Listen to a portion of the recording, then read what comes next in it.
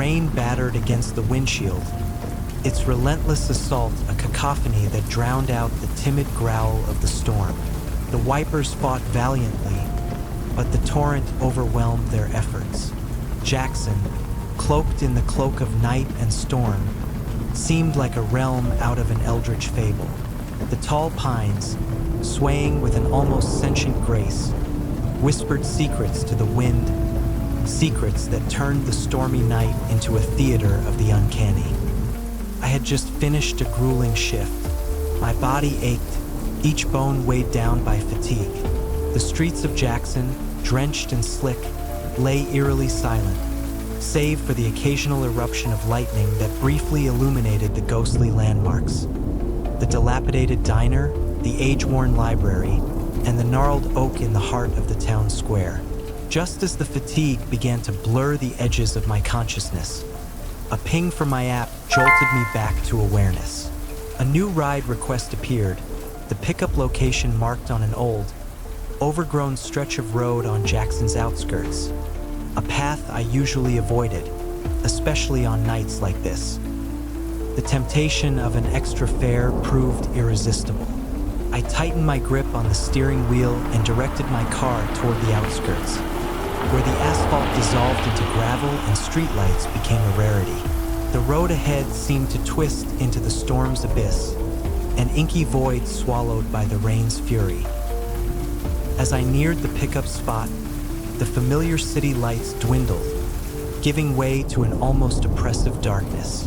The road was choked with brambles and encroaching weeds, and I slowed to a crawl, peering into the abyss. A fleeting flash of lightning revealed a figure emerging from the shadows, an ethereal woman in a long white dress, her ghostly form standing starkly against the tempest's rage. A shiver of unease crept down my spine, despite the warmth cocooning me in the car. I rolled down the window, my voice quivering. "Are you Ms. Evelyn Blackwood?" She nodded with an unsettling slowness, her pallid face and distant eyes merging with the gloom. She glided into the back seat, and an icy chill permeated the car's interior, making me shiver despite the heater's efforts. I shook off the disquieting sensation and focused on the road. Navigating the slick, treacherous streets, I attempted to pierce the oppressive silence. "It's quite a night to be out. Did something happen?" Her voice, soft and nearly lost to the roar of the rain, drifted through the air. I needed to go home. I glanced in the rearview mirror, catching a glimpse of her eyes, which seemed to stare through the vehicle into some distant memory. "Did you have an accident or something?" Her response was a whisper, a ghostly murmur that made the hairs on my neck stand erect. "I was in an accident." The weight of her words hung in the air, heavy and chilling. The road had been deserted, no signs of any accident. My mind raced, desperate to deliver her to her destination as quickly as possible. The distant city lights began to appear, a glimmer of hope amid the storm's malevolent grip. As we approached the address, Evelyn's voice cut through the silence once more. "Do you believe in ghosts?" I tried to mask my unease with a forced chuckle. "I've heard stories, but I've never seen one myself." Her gaze through the mirror was haunting, filled with a sorrow that transcended the physical. "You will, tonight."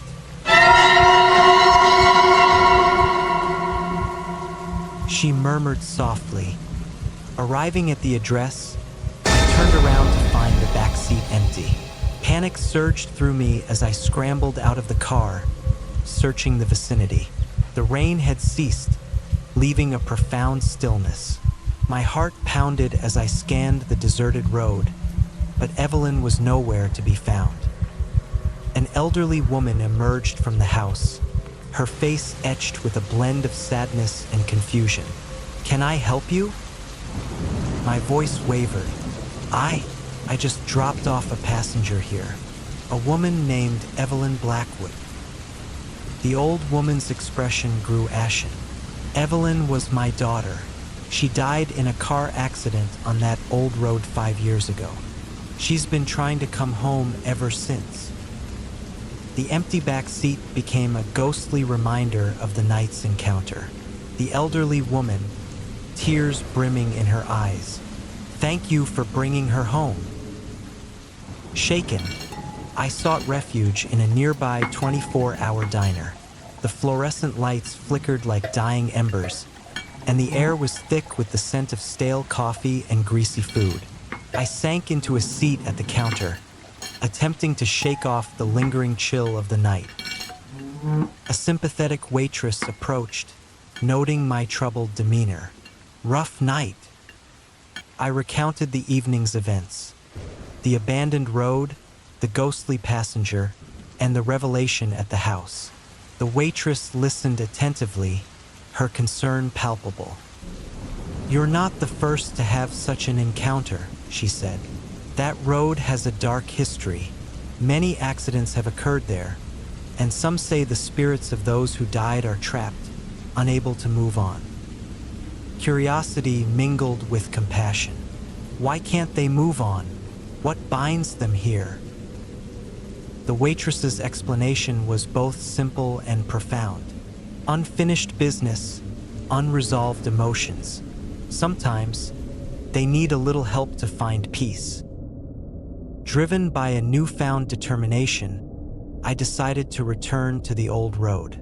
The early morning light painted the place with an even greater sense of desolation. Fog clung to the air, and the overgrown road appeared like a spectral path through the mist. I stood at the spot where Evelyn had appeared, whispering an apology to the ether. I'm sorry for what happened to you. I wish there was something I could do to help you move on. A cold breeze swept through, carrying a fleeting sense of gratitude. Inspired by childhood tales of guiding spirits with light and prayer, I placed a small flashlight on the ground and offered a quiet prayer, seeking peace for the troubled spirit. The air grew still, and a brief sense of relief enveloped the scene. The oppressive weight seemed to lift as the breeze picked up, scattering the remnants of the storm. The mist began to dissipate, revealing the road in its faded yet hopeful light. I stood silently, feeling a connection with the unseen world. With the dawn breaking, I made my way back to Jackson. The city's streets, once ominous, now felt warm and comforting. The town buzzed with its morning routine, a stark contrast to the haunting night I had just endured. As I went about my day, the events of the night lingered in my thoughts. I reflected on the delicate boundary between the living and the dead and the compassion that can bridge that divide. The ghostly encounter had left an indelible mark on me, a reminder of life's fragility and the mysteries that lie beyond. In the days that followed, I became increasingly engrossed in stories of the supernatural and the history of the old road. Evelyn Blackwood was not the only spirit rumored to haunt the area. The road had a tragic history, marred by accidents and untold sorrow. Each story added a new layer to my understanding of the world beyond, leading me to become involved in efforts to preserve the history and folklore associated with the road. The encounter with Evelyn Blackwood had profoundly altered me. I approached life with renewed purpose and empathy, feeling a deep connection to those who had come before me. The phantom passenger's tale became a part of my personal narrative, a poignant reminder of compassion and the importance of acknowledging the past. Jackson Town continued its daily rhythm, but for me, the world had transformed into a realm where the boundaries between reality and the supernatural were blurred. The experience had opened my eyes to the possibilities beyond the ordinary, and I carried with me the knowledge that sometimes the dead are not as distant as they seem.